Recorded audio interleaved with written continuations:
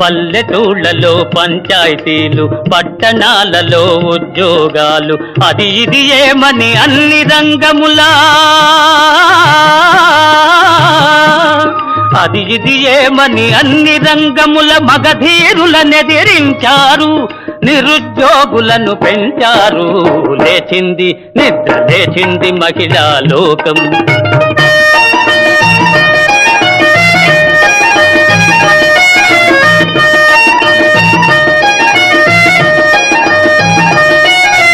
చట్టసభలలో సీట్ల కోసం